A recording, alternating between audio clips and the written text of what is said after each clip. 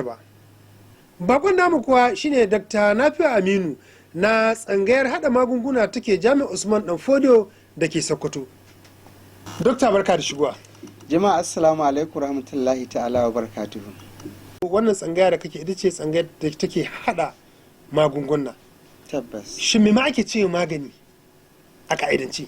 Kamar yadda shi mai gabatarwa ya ce insha Allah za mu tattauna kan matsaloli wanda suka yawaita cikin al'umma a baya-bayan nan. Su ne na maimaita ainihin takardar magani ba tare da umarni na likita ba, da kuma ainihin samma ainihin mutum magani ba tare da ƙa'ida ba. Su insha Allah kan wannan za mu yi magana. Zan dawo ga tambayar da kai ta farko shine ainihin magani. Abinda ake yi da magani shine ainihin kamar yadda wasu ku suka sani shine sinadari ne wanda ake amfani da shi wurin ainihin gano, ina ce ganuwa kamar gano cuta kenan, diagnosis a turanci, ko kuma ainihin rage raɗaɗi na cuta, ko kuma warkarwa total cure kenan ainihin ita cutar, ko kuma ainihin a yi managing ɗinta, ma'ana a ta kula da ita ana rage irin illun da ke haihuwa har a samu biyan bukata. So shi kuma wannan sinadari ana amfani da shi ne ga bil'adama da kuma dabbobi. So a takaice shi ne ake nuhi da abin da ake nuhi magani. Sannan shi wannan magani ana samo shi ta hanyoyi daban-daban, Alhaji Bashir. So duka magani a haka a pharmacy sun zo daga gurabu daban-daban.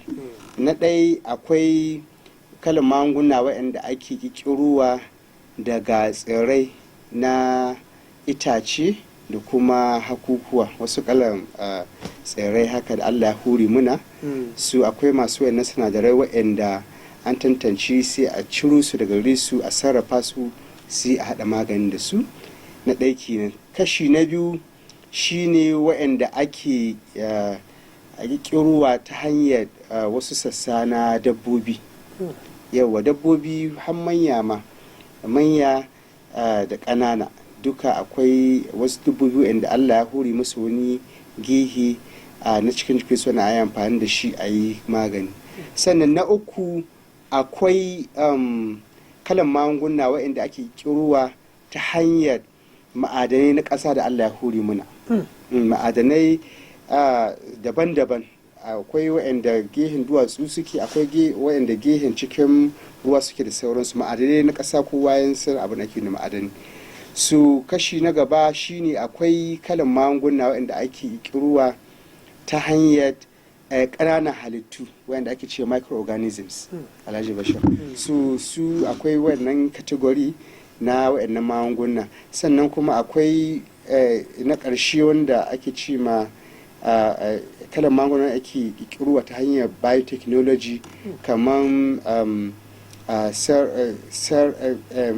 sashe ne haka na ko ainihin shi itace ko kuma na abin nan dabbobi wanda ake modifying, sai a ɗan sauya su, sai a sayya su, sai a kira maganin da su. Su na ƙarshe gaba ɗaya su wanda sun kahi yawa shine wanda ake kiruwa a cikin lab, wanda ake hada sinadarai daban-daban, chemicals a turance kenan ko, su a hada chemicals sai a kikira magani. Su a takaice kashe-kashen hanyoyi wanda ake sarrafa magani a kenan. Su tuduma rudu imamani ina barin takaita ana. To dokta, mun yi bayani kan abin da ake ce ma magani da kuma hanyoyin da ake samar da shi wannan magani. To yau maudu'in mu insha Allah za mu mai da hankali ga illolin da ke tattare da maimaita takardar magani ba tare da wato umarni na likita ba. Shin yaya wannan abu yake na maimaita takardar magani, illar da ke tattare da wannan? To alhamdulillah. So abinda ɗabi'a ce gaskiya wadda ta yawaita, kuma ina ga kuma su kallon mu za ga inda kai ba ka yi to za a kila wani na kusa gari ka wanda ka sani yana yi. So gaskiya madu'i ne mai kyau wanda ainihin shi Alhaji Bashir ya yi proposing na gabata kuma na san zai amfani al'umma. So abin da ake nufi shine kamar maimaita takarda shine ma'ana mutum bai da lafiya ya je asibiti kan wata matsala, ya ji ya ga likita ya duba shi ya kila ba shi test, an je an yi lab test, an kawo result based on wannan abin da aka gani na result din, sai a rubuta mashi magani. Likita ya rubuta mashi takardar magani don ya je pharmacy pharmacist ya duba ya bashi magani da ya kamata ya bashi, ya kuma yi gadin nashi, ma'ana wato gaya mashi da zai amfani da shi na maganin ya amfani shi. So ga ka'ida in hakan ta faru, shi wannan babi na wannan zuwa asibiti ko kuma wannan ainihin amfani na wannan takarda ta ƙare. An riga ka je asibiti an rubuta magani kuma ka je an baka maganin, su ka'ida wannan takarda aikinta ya ƙare. Ana ainihin ba mutum takarda ya wuce ita mahirin jayi, sai haga ya aje takardar nan, in wata matsala irin wannan ta taso gare shi, ko ba ainihin ita din bace, kila da ya ji wasu alamu wanda kila sun yi kama da irin wa'ancan na baya, kawai sai ɗauki takardar nan ya je ƙara sau magani. Wani bi akan ma samu matsala ba shi kan shi ma ba, kila wani abokin shi ko ɗan shi ko matar shi, wata matsala irin wannan ta faru gare shi, sai shi bai fahimci ta kai ba gehen ka bane, amma sai shi ai ni ma kwanakin ba kaza ya faru garin, kuma na ji an bani mata je ka sau ga magani zai ma amfani. So a takaice shi ake nufi ainihin kan maimaici a takarda ta magani wadda ba bisa ka'ida ba. Sannan su wa'annan kalan magunguna sun kashi biyu. Da akwai wanda sun kai hadari, akwai wa'anda suna ɗan sassauci misali. So zan iya raba kashin magani ta wanga ɓangare guda biyu. Kashe-kashen shi yawwa. Kashi na farko shine ake ce ma ainihin over the counter drugs, OCT, masu waɗannan kalan magunguna waɗanda ake iya zuwa kawai ka je ka saya ba tare da dole sai ka je asibiti ba tare da likita ya baka takarda ba. Ba tare da likita ya baka takarda ba. Akwai waɗannan kalan magungunan kuma doka ta ba dama akwai bukata kowa ya amfani da su, kamar zan dan zanen ɗaya daga cikin su yauwa, kamar paracetamol misali. Akwai paracetamol, akwai su kafin din nan, akwai su sodres, akwai su suna da dama na ml da ake ce ma antacid na ruwan na haka, irin na ulcer mutum ɗana zahin zuciya haka ba. Su akwai su dai da dama. Su irin wa'annan su ainihin dama ta sa mutum wadda ila yana ganin ila ciwon kai nake damun shi, to ai ka san sodres yana da paracetamol da caffeine yana taimaka ta wannan gehe, mutum na iya zuwa sai ba dole sai ka je asibiti ba. To su wannan bangare shi ake ce ma over the counter drug. Sai sashe na biyu shine ake ce ma prescription drugs. Su kuma ana ce musu ethical drugs. Su ne kalan magunguna waɗanda doka bata ba ainihin mara lahiya ya ji kawai ya sayi su ba tare da ya je asibiti ba, an tantance ciwon shi sannan a bashi. Yawa. So su mahiyanci in mutum ya je asibitin za ga su ne na hirin jayi wanda ake rubuta ga takarda. Su kuma wagga matsalar tahi yawaita a gare su. So zan zayyana matsalolin kashi-kashi. Duk da kamar yadda kace matsalolin suna da dama, za mu so mu ji yanayin matsalolin yadda suke da kuma kashe-kashen su, ko kuma in ce rabe-raben matsalolin. Ainihin shi dai magani ana ba da shi kan wasu ƙa'idoda ko kuma wasu ginshiƙai, so in ci. Na ɗaya dai shi ne ainihin ya zamanto shekaru na mutum. Akwai jariri, akwai yaro matashi, akwai babba da kuma tsoho da sauransu. Su akwai wannan shi ne ana ba da magani kan ɓangare na shekaru. Na biyu kuma ana ba da magani kan ainihin history na tarihi na cutukan da mutum, ko kuma irin allergy reaction wanda yanayin jikin mutum.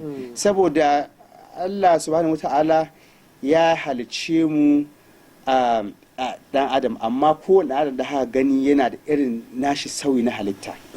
Duk ba mutum biyu a duniya Allah bai mutum biyu ba inda komi nasu iri guda ne, komi 100%, har yan biyu dole suna da bambanci nasu abubuwa. So yanda wanga mutum na ɗaya ya yi responding ga magani, ma'ana yanayin da jikin shi karɓi magani, yawa kwarai, yanda yanayin jikin shi karɓi magani, to yanda yanayin jikin kai karɓi magani ba lalle ba ne ni ya samu wannan yanayin. So akwai ƙa'ida wadda in mukaje dole sai an tantance ko kana da wata damuwa in ka sha wani kalan magani. Zan ba da wasu misalai daga baya, ko baka da wannan. Yau akwai magungunan da ba a sha in akwai juna biyu ko kuma ana tunanin juna biyu ya shiga. Akwai kuma waɗanda ba su da wannan matsalar. Sannan kuma ƙari da wannan akwai kuma shi ma sharaɗi na ko mutum yana shan wani magani ko kuma bai sha, saboda akwai abin da ke cewa drug interactions, wanda in kila kana shan wani kalan magani so kuma ka je ka sha wani, so za su zo su yi karo da juna, sai duk ya zama to ka yi 2-0, ma'ana sai su karo da juna, sai su yi cancelin juna, wanga ya suke ma wanga aiki. So duka akwai wa'annan. So kan wa'anga sharuɗan su ne likita yake tantancewa, sai ya rubuta wa mutum magani wanda yake ganin ya dace ga jikin shi. Yau su wannan bangare kenan. Sai ainihin abubuwan da za su iya faruwa shine in ka je ka sai magani kawai ka sha ba tare da ka koma an ƙara duba yanayin jikin mutum ba, cutar taka ba. Kowace irin cuta takan zo da nau'in ta daban. Kamar yanzu alal misali, bari mu fara da cutuka da sun ka shahi ƙwayoyin cuta. Yauwa, so an san ƙwayoyin cuta, ƙwayoyin ƙananan halittu wanda ba a gani ga ido, sai an sa na'ura ta abin nan microscope da sauransu. So akwai wasu miyagun ƙwayoyin cuta da suna haifar da cutuka daban-daban, wanda ya hada da, bari mu fara ma da zazzabin cizon ganin sauro wanda ya rubuta gare mu. Yauwa, akwai typhoid fever wanda ina kowa ya san su ko. Sannan akwai yanzu wanga kira su zaman ka hito na coronavirus misali. Akwai flu na mura, akwai su gaida, akwai ɗan sankarau, akwai ciyota da suka shashi hwata da sauransu. So wayan ka kalla ciyotan na zano dukkaninsu kowace, akwai kwalara da kuma dariya, kowanne gudawa da amai. So wayan ka kalla ciyotan na zano kowannensu nau'in kallar kwayar cutar da take haifar da shi daban-daban. Akwai yanzu kamar shi gudanawa azawu da amai ta kwayar cutar kwalara. Wannan shi kuma bacteria ce, kwayar cuta ta bacteria ce. Kamar yanzu shi kuma gehen ainihin wannan kwayar matsala ta mura da irin corona haka da sauransu, da wannan ɗan sankarau, cutar ɗan sankarau da kuma gaida, su kuma wa'annan virus ne, kwayar cuta ta virus ne. So akwai wa'anda na ciki wanda ake ce ma helminth, wa'anda worms ne kamar tsutsa ciki haka. Yawa, so dukkaninsu kuma za ga maganin da yake za a iya amfani da shi wurin magance kwayar cuta wadda ke kawo cuta ta misali mura ko kuma sarkewar numfashi, ba za ta yi aiki ga kwayar cuta wadda za ta ainihin kawo zawo da amai ba. Sannan kuma ƙari da wannan ma, bari ma ƙara dawo da misalin ga ainihin shi zawo da amai. Akwai zawo da amai wanda kwayar cuta ta virus ke kawo shi, akwai da kwayar cuta da bacteria ka kawo shi, Illolin misali. So akwai kuma virus wanda mahimmanci yare ne. So za a ga kwayar cuta daban-daban wanda sun haɗu daga kowace, suna daga bangare daban-daban, background daban-daban, amma kuma symptoms nasu, alamomin da suke haihuwa za ga su yi kama da juna.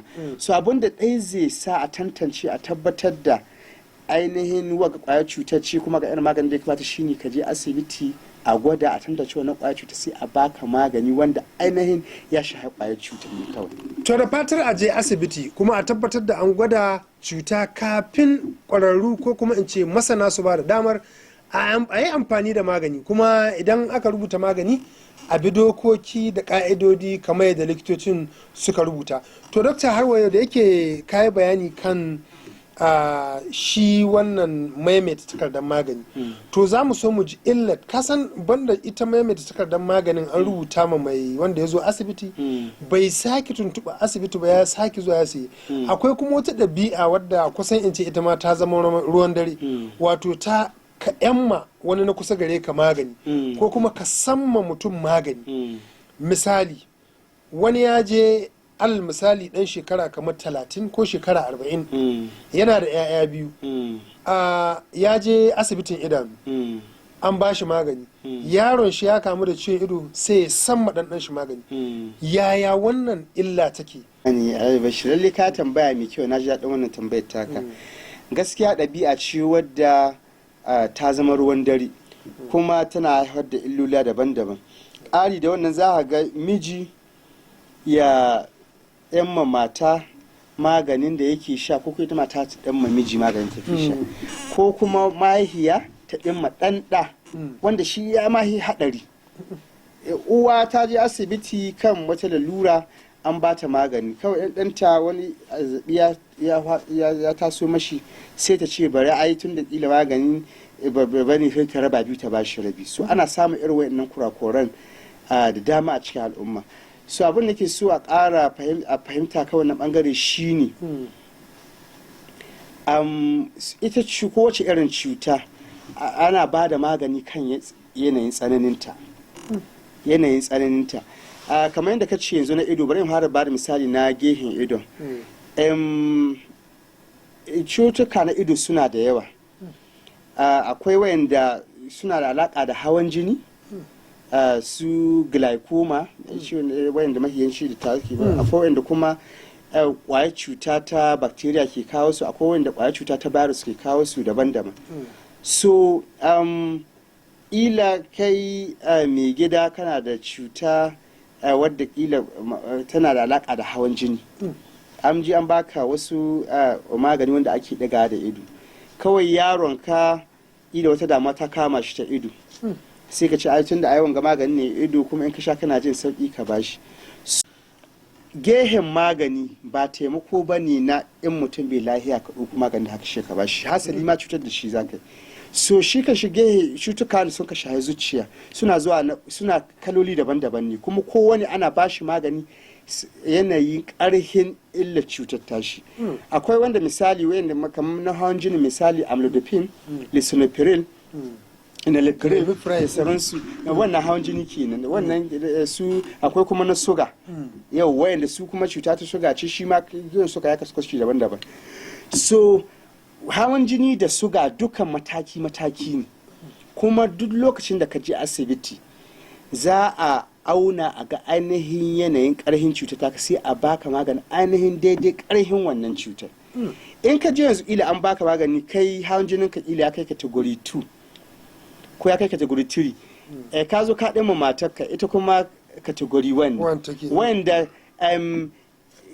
karhin da maganin da ya sha ya lunka wanda take bukata. So za ga in ta sha nan maganin madin ya sauka mata jinin zai sauka kuma ya yi ƙasa, ya mata da cuta, yana ma iya taba wani sashi na zuciyarta, kuma in zuciya ta shahu yana iya har taba kwakwalwa. Sannan ƙari da wannan wani example da kusa ba shi ne akwai kamar aspirin misali. Aspirin na kowa ya san shi tsohon magani wanda ana amfani da shi, mahiyanci mutane suna amfani da shi ga matsaloli irin na ciwon jiki haka da sauransu. So shi kuma akwai kullum magunguna waɗanda babba ke sha amma ba a yadda ƙaramin yaro ya sha su ba, saboda suna iya hau mashi matsala. Misali na farko shine kamar aspirin din misali. Aspirin acetylsalicylic acid kenan is contraindicated, ma'ana doka ba da based on bincike da masana suka yi na gehen magani cewa yaro kasar shekara 16 ya sha shi, saboda akwai wata cutar da aspirin din zai iya jawo mashi wadda ake cewa mai syndrome. cutar tana sa ƙwaƙwalwar yaro ta kumbura da kuma an tashi ta kumbura, tana iya jawo mishi ma wata damuwa wadda ba ta aspirin da aka gani. Akwai misalan daban-daban wanga kawai bayani na baka suna nan da yawa. To mata masu juna biyu zaka ga musamman wata cikinta ya kai wata 8, wata kuma tana ciki wata 3, mai wata 3 ko kuma mai wata 8 ta je asibiti an ba ta kalan magani, ko suna zama gidan haya ne ko wani abin da ya kara haka, mai wata ciki wata 3 ta ce a aiko tana jin kaza, ta ce to ga magani kaza. Shin wannan yana iya cutar da abin da ke cikin cikinta? Ainihin kowane magani a cikin leaflet ɗin shi, leaflet wata takarda ko in ka sai magani za a ga akwai takarda ke duke bayanai kamar yadda ka fahimta. So daga cikin wannan bayanan za a ga an faɗi cewa ainihin maganin nan ko yana cutarwa ga mace mai ciki ko kuma bai da. Kuma za a ga mahi yawanci aka yi bayani kan ainihin wani mataki na ciki ya fi illa. So gaskiya a kimiyyance duk magunguna ma mahi yawanci mahi rinjaye magunguna ana so a kauce masu ga lokacin da mace take da juna biyu, farko ya zike sabon ɗaukar juna biyu, ma'ana watannin na wanda ake cewa first trimester, wata 3 na farko kenan. So wannan lokacin ne halittar take farko lokacin da ake halittar surorin jikin anan shi dan adam. So magani shi kuma abu ne, sanadari ne wanda yana canza halitta ta jiki, wurin yayi aikin da yake so. So da yawa magunguna suna haifar da illoli daban-daban a cikin wannan first trimester. Ana gargadi, ina kira ga babbar murya mace ta yi taka tsantsan kwarai ga irin maganin da za ta sha in tana ɗauke da juna biyu, musamman wannan first trimester, wannan wata 3 na farkon nan.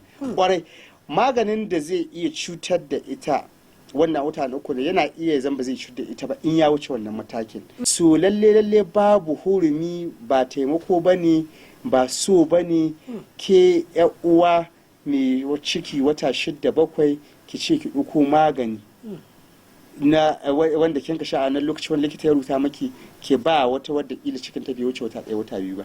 Ko ba ku da cikin ba daidai bane, bale ma akwai shi, saboda da yawa mukan samu sake sai na bari suna nan bila adadin. Za a ga mace kawai ta sha magani, ba zan so in zai rasu nan ba saboda wasu suna iya abusing nasu, amma suna nan a chemist a pharmacy waɗanda baka san su ba, baka san suna da wannan matsalar ba, amma mace tana shan su haka ciki ya bari da yawa. Wani ma ko bai barin ba za a ga an yi ƙila ya sauya wata halitta ta shi ainihin jinjirin, sai a ga ƙila daga baya an yi shi wata illa wadda inda ƙila ba a sha maganin wani lokacin ba ƙila ma'ana wannan illa ba ta same shi ba. Wato dokta, abin da ya sa ka ji na mai da hankali ga harkar ƙananan yara da mata masu juna biyu abu ne wanda ya kamata mu mai da hankali gare sosai. Zan so ka ɗan faɗa mana wasu daga cikin illolin da akan iya samu ga shi jinjirin. Babba dai illa ta farko da an ka fi samu shine za a ga cikin yambari ma gaba ɗaya, shi mahi yawa. In Allah ya raya ainihin abun ya girma, su matsaloli da za su iya bayar shine za a ga akwai abin da ake cewa a turanci teratogenicity, ma'ana za a ga maganin ya cutar da ainihin yaro ta wani bangare, yana iya taba wata sura tashi ta wata halittar jikin shi, ko yanayi na ji nashi ya samu illa, ko kuma yanayi na gani nashi ya samu illa, ko kuma kaga an haishi da wata naƙasa wadda ila hannu yatsu ila manzan ya tsabe ya zama 6 ko ya zama 4, ko kuma haga an yi su haɗe da sauran. Suna da illoli, suna da yawa. Kowane magani yana irin illar da yake iya kawo, ko kuma za a ga akwai wasu cutuka ma waɗanda za a ga na ciki ne, za a ga an haihi yaro da wani ake ce ma congenital heart disease, zuciyar shi ta da matsala, ko da an kai shi da wannan cuta an kai shi da wannan cuta an kai shi ba kiro so, ko da an kai shi lokacin da ake halitta shi wani sauyi ya faru a cikin halittar, sai haga yanda jijiyoyin za su haɗu kila na aikin zuciya ko wani bangare na jikin shi ya sauya sai ko da Allah yaro bai lafiya. Kiran da zan yi ga mutane da al'umma shine a kauce ma shan magani in akwai juna biyu ba tare da tantancewa ainihin ƙwararre ba, ainihin shi likita ko pharmacist. Ina ga su yan doka ta ba dama su iya wannan tantancewa. Shi pharmacist shi ne masani magani wanda duk irin wa'in cutukan ya san su, sai sa in likita ya rubuto to sai ya turo ka wurin pharmacist, shi kuma zai baka magani kuma zai maka bayani. Akwai illan nan kila wadda mata shi likita bai lura da ita ba, nan take shi pharmacist zai je ya ga likita ne ce to lalle akwai kaza da kaza da kaza a gyara, sai haga an samu warakar da ake nema. To da fatar kuna biye da mu kuma kuna jin irin yanayin tattauna ta mu take gudana kamar yadda muka gaya muku a matashi wannan shiri. Yau shirin muna tattauna kan illolin da ke tattare da wato maimaita takardar magani ba tare da umarnin likita ba, haka kuma da ɗabi'an nan ta 'yan madda magani ko kuma ba da magani ga uwa zuwa ga ɗa ko kuma mata zuwa ga miji ko makwauci zuwa ga makwauci ko aboki zuwa ga aboki, domin a samu ingantaccen rayuwa sosai an guje ma wannan. Masu musamman hawan jini da kuma matsalar ciwon shuga, wasu akan ba su lokaci a ce ku dawo bayan sati biyu. Sai ya ga sai ya ga ko don nisan wuri ko don yanayin yadda abubuwa suke, abubuwa sun dan yi tsada, sai ya ga bari ya rike takarda ta amfani da ita tsawon shekara guda. Wannan yana sa shugan ya daga ko kuma ya rage ko kuma a samu wata matsala wadda ba a san da ita ba. Ainihin ita cuta suga dai cuta ce wadda sai an yi awo ake tabbatar da ita. A tabbata ita na ɗaki ne za ka ji wasu alamomi daban-daban, amma sai a auna sannan a tabbatar da ita. Sannan tabbatarwar ma tana zuwa da skeli, ma'ana bagire da ma'auni. Yauwa, so hawa ne ya danganta da kai wani irin lamba ya baka, wani irin lamba ne ya baka. Daga shi anan cutar ma ta suga kala biyu ce, akwai wadda ake ce insulin dependent, akwai kuma wadda non insulin dependent. Akwai shi diabetes mellitus din ba, shi na harko din type 1 wanda ake ce type 1 wanda ainihin shi insulin dependent ne. Shi ainihin jikin mutum bai ma ainihin kirkiro insulin din a cikin shi, saboda wannan organ din wanda wannan sashi na jiki wanda ka samar da shi, wanda ke samar da ainihin shi insulin din wanda yake zuwa sai ya narke ainihin sugar in yayi a jikin mutum gaba ɗaya ya samu matsala, yi bai hidda insulin din kwata-kwata. To irin su wannan nau'in wa'annan mara lahiyar dole insulin din ne za a dinga ba su, dole shi za a dinga musu allura, za a ma koya musu ne za su dinga yin allurar da kansu. Yawa, so sai sashi na biyu shi kuma non insulin dependent, shine shi ana halitta akwai insulin ɗaya a jikin mutum amma yawan shi bai ainihin balancing din, ma'ana bai narki sugan da yayi yawa cikin jikin mutum. So dole sai ka sha sarrafa shi, bai sarrafa shi ya narka, don dama ainihin ita cutar suga ne ka yawa cikin mutum. So in yayi yawan to sai ya haɗa matsaloli daban-daban. So shi insulin shi ke regulating, ma'ana yake controlling ainihin yawan suga a cikin jikin mutum. Ma'ana in yayi yawa sai ya dan sako shi sai ya kone wanda yayi yawa, wanda kawai kake bukata zai maka sai aiki don ka samu kuzari ga jiki. So lamba kowanne na zuwa lamba daban-daban, kuma ainihin kai kanka ma lamba tana hawa, tana iya hawa kuma kowane lokaci tana iya canza based on yanda ila kake gudanar da rayuwa da kala abinci da kake da sauransu. So hikima ta shine kowane lokaci za a baka ila appointment na wata ɗaya ko na wata biyu. Hikima hukuma shine in ka koma za a ƙara aunawa, yan ka auna za a ga lambar. Kowane magani da ake baka akwai irin bangaren lambar da zai iya ma aiki. Sannan ƙari da wannan kuma akwai kai yanayin jikinka karɓo ainihin magungunan da an haga za su iya dacewa ga yanayin jikinka based on bugun kalar jininka. Kowane jikin mun sani akwai kaloli, nau'i daban-daban. Sannan kuma akwai rhesus, akwai kuma history, ma'ana kila tarihi na ko ila wanga cutar ka gaji ta ne ko ba gaji ta ba. So in mutum ya je na farko an ka tabbatar da yana cutar, za a aza shi bisa maganin da aka ga na farko. Dan ana takaita yau magungunan, za a ƙila fara ɗaya ko biyu, a ga shi ɗayan nan ko biyu za su iya saukar da shi to wannan matakin da lamba ba za ta hau ba, shi kenan ya shi sai a tallabawa hawan lokaci, saboda mutum yana shekarun suna karuwa kuma za a ga kila ƙarfin cuta yana karuwa. So kila yan bayan shekara 2 shekara 3 wannan ya hara bijire ma, sai a ƙara lambar ko kuma a ƙara wani a surka da wani maganin daban. So in ka ƙi zuwa kawai an baka kai je kai kwance ka sai bayan shekara 6 ko shekara guda, tana yiwa abin ya zo ya ta hawa, ya zan bi aikin da ya dace ga gehen suga kenan suga ya ta hawa, sai ya zo ya dinga hawa da wasu matsaloli na kwakwalwa, na zuciya, na anta da sauransu.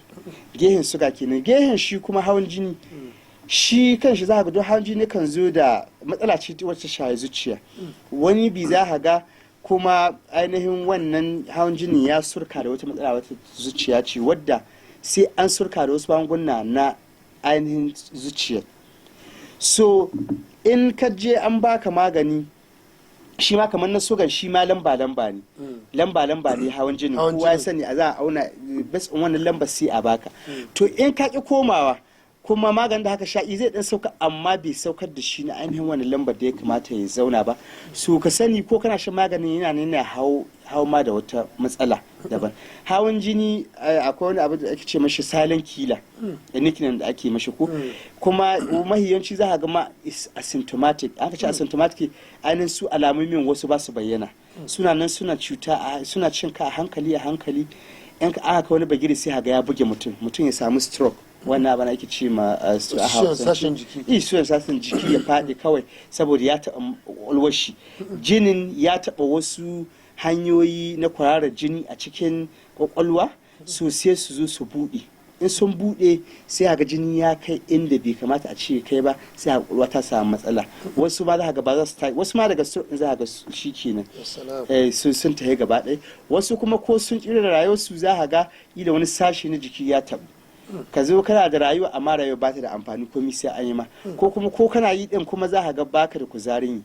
So yana da kyau gaskiya, na muhimmanci ya zamanto yan baka appointment din na wata guda ko na wata, wato an ba da lokacin da za a ga ka koma yawwa, to ka koma a ƙara aunawa. An ka auna awon nan zai nuna abubuwa daban-daban, zai nuna heart rate ɗinka, yana bugun zuciyarka take yi per minute, zai kuma ainihin nuna lambar jininka ta sama ta ƙasa, systolic da diastolic kenan. Kowace lamba akwai abin da take nunawa ga ciwon da ke damunka na zuciya. Sannan kuma bayan wannan akwai ainihin kwararar jinin cikin zuciya. Ko jini ke zuwa da kitsa haka, kice wanda yana toshe wasu hanyoyin jini. So za ga wani na bukata a bashi wasu magani wanda yake sa jinin su ya dan tsinki haka, yanda ba zai je ya toshe wata hanyar jini ba wanda zai kawo mashi matsala. To dokta, duho wa'annan ababe da aka magana sai in mutum ya tafi asibiti. Kwarai. Kuma bayan ya tafi asibiti sai ya bi ka'idar shan maganin kamar yadda ya kamata. Har mu kauce ma maudu'in mu, ɗabi'ar samar da maganin nan daga wani zuwa wani. Zan so har wa yau mu sake dawowa mu ƙara duba ta. Wanne illoli ɗabi'ar samar da magani ko kuma 'yan da magani daga wani zuwa wani yakan haifar, musamman ga lahiyar dan adam? So akwai matsaloli da dama wanda hakan zai iya haifarwa.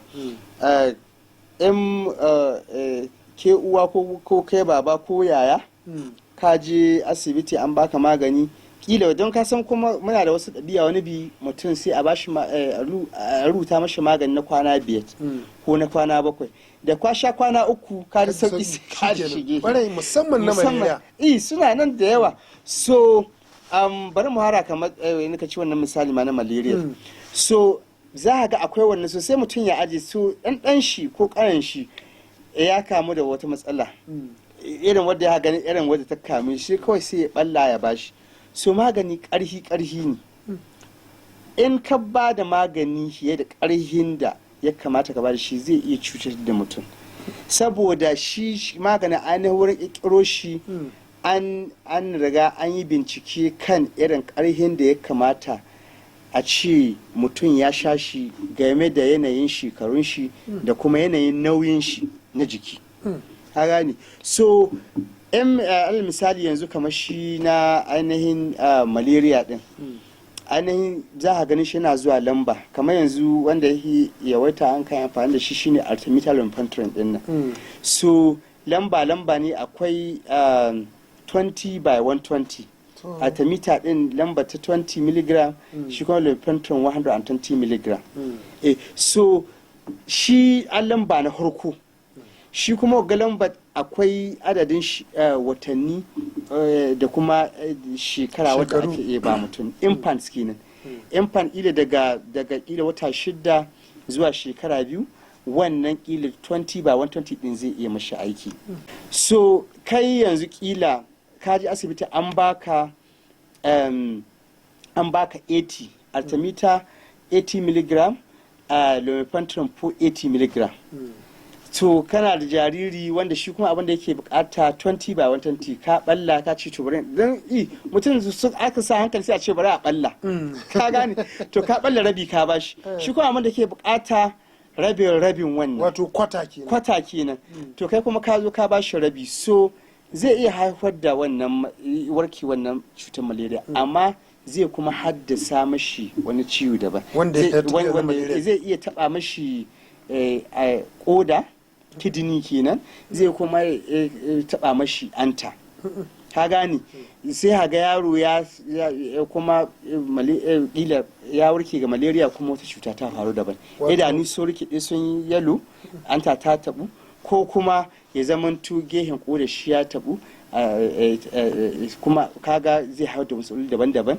In wannan ya faru zai abubuwa za su, yaro ya rafki a yi asibiti, sai kuma a haɗa wani sabon bayani. To gehen wannan kenan. Sannan ban da shi ma akwai abubuwa daban-daban, akwai wasu cutuka daban-daban kamar misali su antibiotic din nan. Akwai za ka iya zuwa ke uwa a baki misali augmentin da amoxicillin clavulanic acid 1 gram equivalent to 1 gram kenan. Kina da yaro dan shekara guda wanda shi abin da yake bukata 125 mg yake bukata ya samu waraka, kin balla rabi kin bashi 500 mg. So wannan abin da yake haihuwa shine kodan mutum da anta, shine a first victim za su iya abin ga kuma ita anta dama ita ke sarrafa maganin ta rage mashi karfi ta shiga cikin jiki, ita kuma koda ita ke fidda shi cikin jiki. So koda anta za ta zo ya zama to aikin ya mata yawa, ba ta iya sarrafa shi ta rage mashi karfin da ya kamata a ce ta tura ga jiki. So ba za ta iya rage wannan ba, za ta tura shi gaba ɗaya, kuma zai yi ubabadin nata ya iya haifar da wata matsala, ya mata nauyi, zai mata nauyi, yana iya haifar da cuta daban-daban. Akwai su liver cirrhosis da sauransu wanda suna iya faruwa ta gehen wannan, saboda yanta ta samu matsala zai bada wata ko sai ta zama compromise, sai illa cuta kaɗan ta virus suna iya shiga sai ta taɓa wannan gehen, in ta taɓa shi shikenan sai ga ya haifar da wata matsala. So ban da wannan ma akwai wasu kan magunguna daban-daban, akwai wanda ma ba a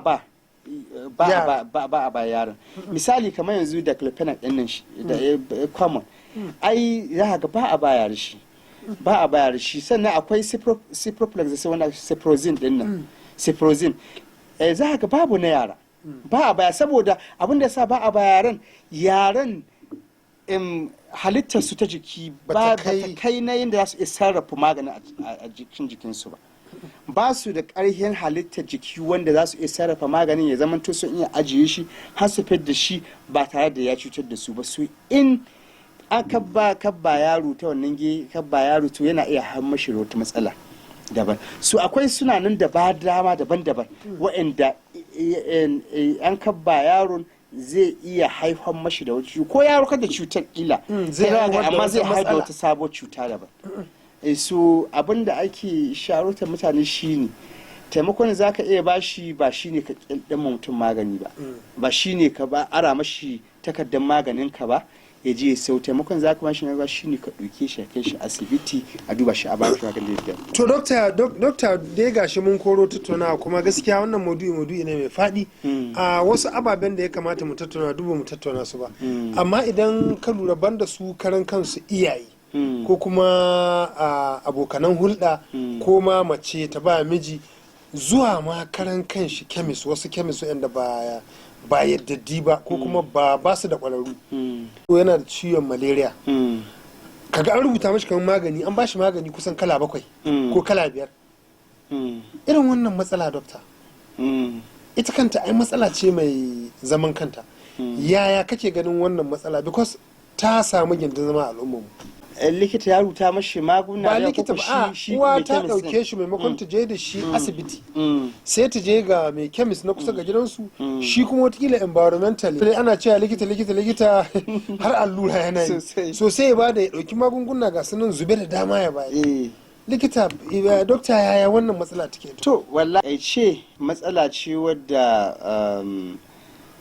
ta yawaita har dai a nan jihar mu ta Zamfara gaskiya dole wajibi ne ga ita hukuma mai kula da wadda haƙƙin ainihin regulating ma'ana tantance ainihin wuraren da ke sai da magunguna ya rata a kanta shine Ministry of Health gehen kenan pharmaceutical gehen sashen magani pharmaceutical services kenan na Ministry of Health ba da kuma ainihin ta kungiyar ita hukumar magungunan ta jiha ya kamata su ƙara suna yi nasa irin nasu yi amma dai su ƙara tsaurara ayyukansu na gehen rage irin waɗanda illolin za a ga masu kemis a cikin jiha mahirin jayi doka ba su damu su buɗa ba mahirin jayi kusan 70 to 80% a doka wayanda an ka ba dama su buɗa pharmacy su ne pharmacists wayanda suna da license sun je karatu sun yi karatu akalla shekara 5 sun goge wannan gehe so za a ga mahi yawanci kamar wanga sashe da ke sai da magungunan ba su da wannan ilimi ba san maganin da ya kamata a ce a ba yaro irin wangan bacin da kawo duk ba su shi ba su da wannan ilimi so kuma ƙari da wannan da yake ba gehen su bane za a ga abinda sun kai yarda a gare shi ne su samu riba ka gane ba kari kehen kira cutar yaron mutum ko kuma da lahiya misali so in kai ka zo ka kai yaron ka wurin irin wa'annan mutanen su abin za su fara yi shine to ya za su samu riba ya za su samu riba shi ne su aka magunguna da yawa so kuma kirzazo ne kawai za su yi babu wata kwarewa ta kimiyya kawai su ɗauko su a tunda ana kaza ana ba kaza sai haka an tara mutum magunguna hasali za ga magungunan ba taimakon shi za su yi ba suna ma iya cutar da shi mu ƙara taɓa musamman lamari na amfani da maganin nan ko kuma illolin da ke tare da magani amfani da magani ba tare da takarda ba wato ina nufin amfani da magani ba tare da an rubuta a rubuce ba uba ya yi mura ya samu sauki jinjiri na goye an ce yana mara yana zubar da majina shi ma sai a bashi wannan magani na mara ya wannan wace irin illa shi kuma bayi da maganin mara musamman na uba zuwa kaɗa yake da shi yau akwai wannan tambaya ce mai kyau kuma na ji daɗinta gaskiya yana da illa sosai illar da zai iya haihuwa shine akwai wani gehen illoli da ake ce ma disease masking ma'ana za ka zo kila misali yanzu cutar da ta ke damun mutum tana alaƙa da sarƙewar numfashi wani abu kila abin da ya shahi asma ka gane kila ɗan tari ne haka ya fara mutum kaɗan so kamar yadda misali da ka baki nan so sai ka ɗauko wani magani kila kai kana da wata ta tari ta wani kawai tari na mura haka ka sha ka ji aiki shi kuma wanga yana da kalan nashi tarin amma dry cough ne ma'ana shi kai kila productive cough ne kana tari da abin nan an baka iya bambancewa shi kuma kalan nashi ba irin naka bane saboda tunda ba sashi kawai ba za ka iya tantance wannan ba sai ka ɗauko ka bashi kila abin na ya faru da rana ne ko da yamma ka ɗauko ka bashi ya dan fara ya dan samu relief. Wannan relief din shi ake cewa masking. Dan temporary relief ne, zai dan takaitar da cutar kaɗan amma tana ginuwa cikin jikin mutum. So in ya zama to kila ya zama to asma ce, yana da wani irin acute asthma, ya zama to ya dan samu temporary relief, daga baya wannan relief din da dan bayan na masking ya jayi sai haga ainihin asma din ta yi boot, ta tashi, sai ta sarƙe mutum numfashi, huhun mutum zai kumbura, iskan da ya kamata a ce huhun ya aji ya raba a cikin jikin mutum babu shi, so sai haga ya yi ƙasa. In ba a gaggauta kai shi asibiti ko an ka ba shi mataki na gaggawa na ainihin buɗe kulawa, to sai haga ana ma iya rasa rayuwa. Farko kenan wanda illa nake ba bas an wanga matsalar da kawo. Ƙari da wannan yana iya haifar da abubuwa daban-daban. Ya zan an yi cuta daban, magani daban, cuta daban. Kamar yadda ce ila shi kai ka je an baka magani wanda kila kwayar cutar da ya sa wannan cutar ta faru muka bacteria ce, shi kuma wanga kwayar cutar tashi fungal infection, so za ga ba zai yi tasiri ko kaɗan ga wannan cutar tashi ba, saboda ainihin za ga mahiyanci magunguna sun kai ma bacteria ake ba za su ma fungal ake ba. So cutar ba za ta warkewa, za ta ci gaba kuma za ta iya haifar da wasu abubuwa daban. To da fatar kuna da jin irin yanayi tattauna tamu take gudana, kuma a yau kamar yadda na ce muku alhamdulillah shirin ya karbi bakuncin Dr. Nafiu Aminu, wanda kwararre ne ko kuma in ce malami ne a tsangayar hada magunguna ta Jami'ar Usman Danfodiyo take da mazauninta a Sokoto.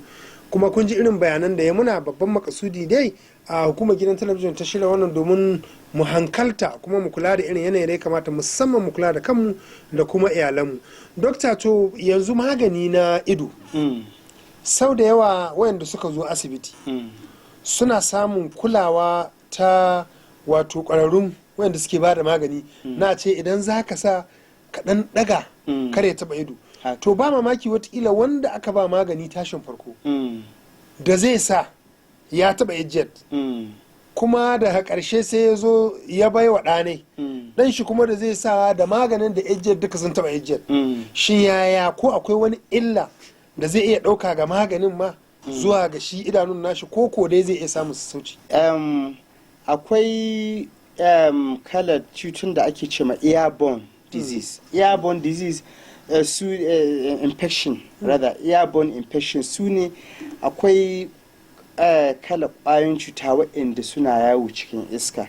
In mutum na ɗauke da su za a ga suna iya yawo na wani certain distance, mana wani nisa tsakanin shi da inda cutar take a jikin shi. So ɗaya daga cikinsu kuma shine ido yana da irin wannan matsalar. So da yawa ina ga zan su dawo ga masu kallon mu, za ku iya tuna waƙila ko a gidanka ko a gidan makwabtanka ko wanda kuka sani za ka ko kai kanka mai kallon mu ma ƙila ka taɓa kamuwa da cutar ido ta hanyar ƙila zuwa kusanci da wani mai kama da irin wannan cutar. Akwai su da dama su akwai irin wannan, akwai kwallon cuta ta virus wanda za ga in ta kamu cikin idon mutum su takan ɗan yawo na wani kiyasi na nisa a tsakanin wanda ita, wanda in ka zo a kusanci na wannan nisan tsakanin da wannan tsoshi za ka iya kama da wannan cuta din. So maganin da yake amfani da shi wurin kila warkar da wannan cutar shi kan shi wani bi ko bai ma taɓa ijiyar ba, wani bi za ga ya zo kusanci da ita ijiyar ko bai taɓa ba, kuma za a ga kamar yace wani bi ana ka samu kuskure ma mutum ya taɓa har to za a ga shi wannan ya taɓa ma ijiyar. So kana taɓawa kuma wannan culture din na wannan ƙwayan cutar sun taɓa abun, so kai ila cutar ma da ke dama ka ba irin tashi ba ce, ƙwayan cutar ba irin su bane, ka zo kawai ka damɓara ma kanka ƙwayan cutar da baka da su. So za a ga hasali instead of ce maganin ya maka aiki mai dan a ce ka samu sauki za ga ka kamu da wacce cutar wadda baka da ita tun farko. So abin da ya fi dacewa shine in baka da wannan lafiyar ka zo a duba ka a baka maganin da ya dace kai amfani da shi. Kuma irin wannan magungunan ba a sharing nasu, akwai magungunan ba a sharing nasu, irin wanda ake sa ga al'aura da irin wanda ake sa ga ainihin shi idon, kowane irin ma magani ba a sharing nashi. So wanda ma shi illa wannan in kai shi cutar da ainihin shi wanda ya taba su za ta zo ta dawo gari ka wadda baka da irin ta, wadda kila ko irin kana da irin ta to wadda ainihin shi ka ko zo ka saba kan ta tashi kari ta yi taka kari, saboda ko kwayan cutar ma sun kaso kashi daban-daban. So shi yasa an ka je asibiti aka ɗauki sample na mutum, za a ga ko fitsari ne ko ba haya ko jini ko kuma wani sashi na jikin mutum wanda za a gwada. So an ka je lab aka yi culture din zai nuna ainihin kashe-kashe irin kwayan cuta wanda sun kai rinjaya. So ko wani irin kwayan cuta akwai ita kuma maganin da ke sensitive to it, ma'ana maganin da ke kashe ta nan take. To zai ga sai a baka wannan maganin sai ma aiki kana sa sai ka samu waraka. To dokta, ana ga dai mun koro tattaunawa amma kamar lokaci na kokarin muna halin nasa. Zan so daga ƙarshe domin wannan ɗabi'a ce dai wadda kusan ta samu gindin zama a cikin al'ummarmu, ba zan ce jihar Zamfara ba, duka dai galibi arewacin Najeriya. Sannan kuma ita gwamnati da magiya isa da malamai da ma magidanta dukansu sai sun ba da tasu gudunmawa. Amma za mu so mu ji da ƙarshe wani kira za ka yi na a guji wannan ɗabi'a musamman ta amfani da ko kuma maimaita takardar magani ba tare da an ga likita ba. Akwai matakai daban-daban wanda za su iya taimaka a wannan. Na farko shine wannan shiri da muke ire-iren waɗannan sharukan da muke ainihin ita media hukumomi na yada labarai na abin nan su suna taimakawa kwarai ire-iren waɗannan shawarwa. Ya kamata Alhaji Bashir a faɗaɗa su, a ci gaba da a haɗa kai da wasu ƙungiyoyi in ta kama. Akwai ƙungiyoyi musamman masu zama kansu waɗanda suna sponsoring suna ɗaukar na ire-iren waɗannan shawarrukan. Akwai su a samu a haɗa kai da irin waɗannan hukumomin don a ci gaba da irin waɗannan shawarrukan na ilmantar da al'umma, saboda ainihin su hukumomi waɗanda na labarai sun yi isa ga al'umma bisa kowace irin hanya. Su suna isa ga al'umma sosai.